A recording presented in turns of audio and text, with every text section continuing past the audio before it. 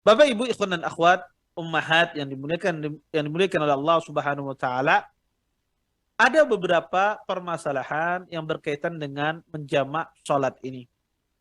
Permasalahan yang pertama adalah kapan seseorang itu boleh menjamak salatnya. Para ulama menyebutkan ada beberapa kondisi seseorang itu menjamak salatnya. Pertama, ketika kita berada di Arafah dan Muzdalifah. Ketika seseorang berada di Arafah dan Muzdalifah, maka dia diperkenankan untuk menjamak sholatnya. Maka silahkan dia menjamak sholatnya.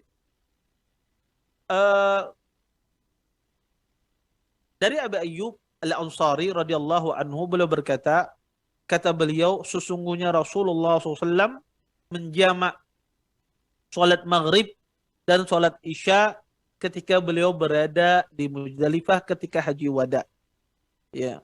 Maka kata para ulama, ya, menjamak, ya, di Arafah dan Muzdalifah ini disunnahkan. Walaupun dia bukan seorang musafir. Contoh misalnya orang Mekah berhaji, kemudian ketika dia berada di Muzdalifah atau sebelumnya ketika dia berada di Arafah, disunnahkan dia untuk menjamak sholatnya. Oleh karena itu Bapak Ibu, menjamak sholat bagi orang yang berhaji walaupun dia tidak musafir, ketika dia berada di Muzdalifah ketika dia berada di Arafah dan Muzdalifah, maka itu disunnahkan. Maka itu disunnahkan. Ini kondisi pertama seseorang menjamak sholatnya ketika dia berada di Arafah dan di Muzdalifah.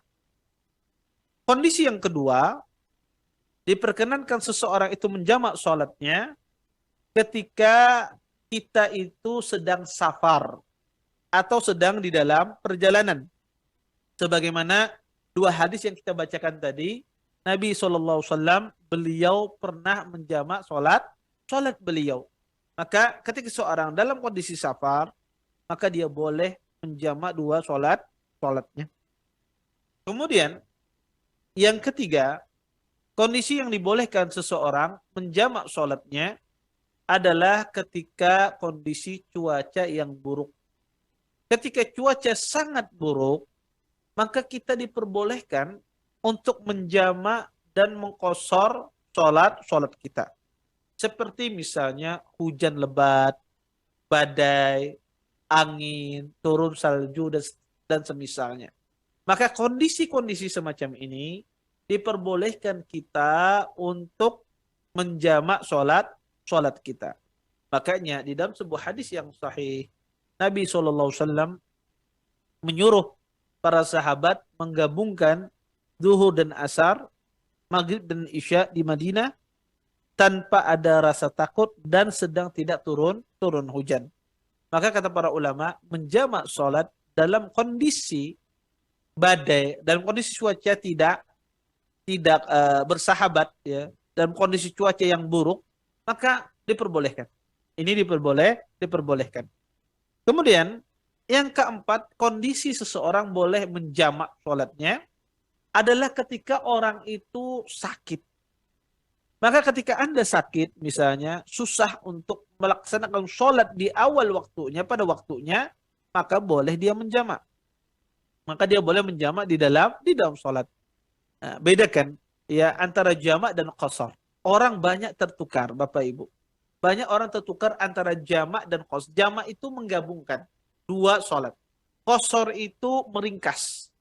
Yang empat menjadi dua, itu qasar. Yang kita bicarakan ini adalah jamak. Menjamak dua sholat. Yaitu zuhur dengan asar, maghrib, dan isya digabung.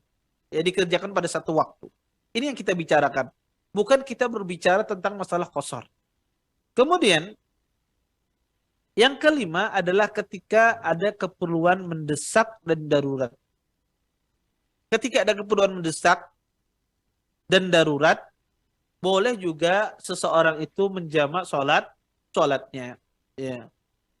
Sebagaimana ya, disebutkan di dalam sebuah hadis yang diriwayatkan oleh Imam An-Nasa'i dari Abdullah bin Umar, kata beliau, Rasulullah Shallallahu Alaihi Wasallam bersabda, idza hadara ahadukumul amru yakhsha fautahu falyusalli hadhihi shalah.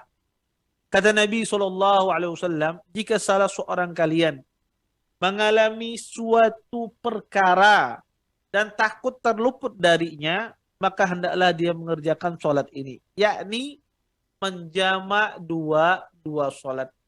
Oleh karena itu, Bapak, Ibu, ikhwan dan akhwat yang dimiliki oleh Allah Subhanahu wa taala, maka jika seandainya seseorang susah mencari air, kesusahan mencari air, maka boleh dia dalam kondisi mendesak semacam ini menjamak dua sholatnya. Atau dalam kondisi misalnya udaranya sangat dingin, ya, maka dia boleh menjamak dua sholat ini. Ketika ada dalam keadaan mendesak dan darurat, maka boleh sholat itu digabungkan. Ya.